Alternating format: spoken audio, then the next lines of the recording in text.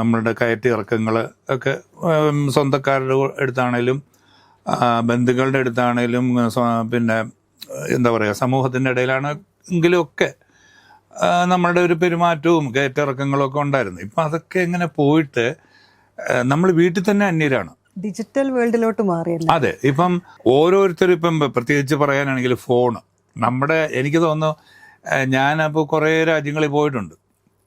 85 മുതൽ ഒരുപാട് രാജ്യങ്ങളിൽ ഇങ്ങനെ യാത്ര ചെയ്തിട്ടുണ്ട്. അപ്പോഴൊക്കെ നമ്മൾ ഈ ഓരോ യുഗങ്ങൾ കണ്ടിട്ടുണ്ട്. അപ്പോൾ ഈ മൊബൈൽ ഫോണിൻ്റെ ഒരു തള്ളിച്ച വരുന്നത് ഏതാണ്ട് ഒരു 95-98 കാലഘട്ടത്തിലൊക്കെയാണ് മൊബൈൽ ഫോൺ ഇന്ത്യയിൽ പ്രത്യേകിച്ച് കേരളത്തിലൊക്കെ എത്തുന്നത്. അപ്പോൾ അന്ന് മുതൽ നോക്കുമ്പം അന്ന് ആദ്യമൊക്കെ പൈസ ഉള്ളവൻ്റെ കയ്യിലേ ഉണ്ടായിരുന്നുള്ളൂ.